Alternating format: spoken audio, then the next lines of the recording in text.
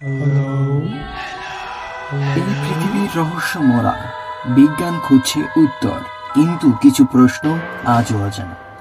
Paranormal, অদৃশ্য শক্তি, এসো আজ সেই রহস্যের দরজা খুলে। সাথে আছে আমি শহীদ, আর আপনারা দেখছেন ভয়ের কথা।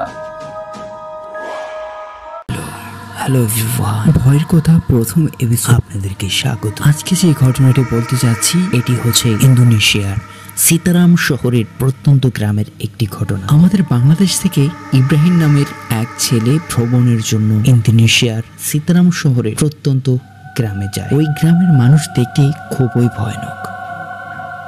কৌতূহলবশত ওই গ্রামের মসজিদের ইমামের কাছে জিজ্ঞেস করেন যে এই গ্রামে কিছু কিছু মানুষ আছে যারা অদ্ভুত কেন। সেই ইমাম সাহেব তার উত্তরে বলেন তারা জিনদের পূজা করে, আর এই গ্রামের কালো জাদুটোনা জিনদের পূজা করা নিত্যনৈতিক ব্যাপার। এই গ্রামের কিছু কিছু জায়গা আছে যা খুবই ভয়ানক। রাত হলেই জেগে ওঠে জিনদের পূজারীরা, তাই সবসময় সাবধান থাকবে। এই বলেই ইমাম সাহেব চলে যায়। তার দুদিন পর সন্ধ্যার আগ মুহূর্তে ইব্রাহিম ওই গ্রামের পরিত্যক্ত বাগানে যায়। গাছগুলো যেন কাঁদছে, বাতাসের শব্দে মনে হয় কেউ ফিস ফিস করে কিছু বলছে। হঠাৎ সে দেখতে পায় একটা মেয়ের ছায়া, লাল পোশাকে, চুল মাটি পর্যন্ত, চোখে নেই কোনো পাপড়ি। ইব্রাহিম এগিয়ে যায়। মেয়েটি হঠাৎ চোখ তুলে তাকায়। তার চোখে ছিল অন্ধকারের এক বিশালতা, যেন কোনো এক অতল গর্ভ। মেয়েটির দেহ মাটি থেকে ভেসে ওঠে। চারিপাশে অন্ধকার হয়ে আসছে, চারপাশে কুয়াশা জমে। বাগানের সব গাছ যেন একসাথে কেঁপে ওঠে।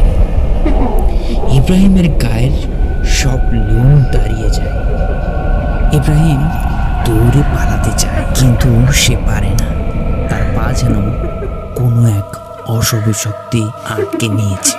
মেয়েটি বলে, তুই আমার ঘুম ভাঙালি, এখন তুই আমার সঙ্গী হবি চিরদিনের জন্য।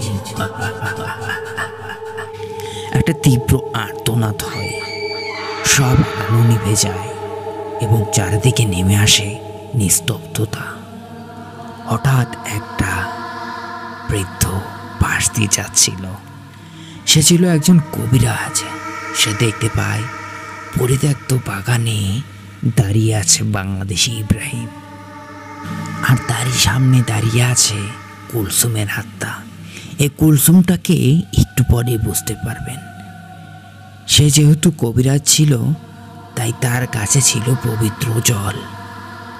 সে দোয়া কালাম পড়তে পড়তে ওই আত্মার কাছে চলে যায় এবং ওই পবিত্র পানি ছেটে দেওয়া মাত্র আত্মাটি বাতাসের সাথে অদৃশ্য হয়ে যায়। অজ্ঞান হয়ে পড়ে যায় ইব্রাহিম। তার জ্ঞান ফিরতে আবিষ্কার করে নতুন একটা জায়গায়। সেটা ছিল বৃদ্ধ কবিরাজের বাড়ি। সে জিজ্ঞেস করে ওই মেয়েটি কে ছিল।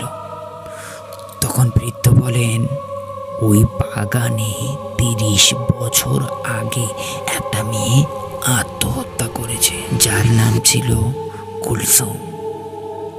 প্রেমিকার বিশ্বাসঘাতকতায় সে আত্মহত্যা করেছে। এখনো খুঁজে ফেরে প্রতিশোধ।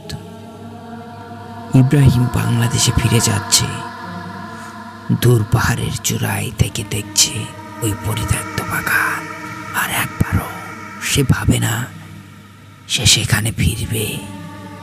কারণ কিছু দুঃখ, কিছু অভিশাপ কখনো মোছা যায় না, কেবল অপেক্ষায় থাকে পরবর্তী শিকারের জন্য। তো কেমন লাগলো আমাদের গল্প কমেন্ট করে জানিয়ে দিবে, আর তোমাদের গল্প পাঠিয়ে দাও আমাদের কাছে। ততক্ষণ অবধি ভালো থাকো, সুস্থ থাকো, আর সাবধানে থেকো। আত্মা যেন তোমার কাছে না আসে।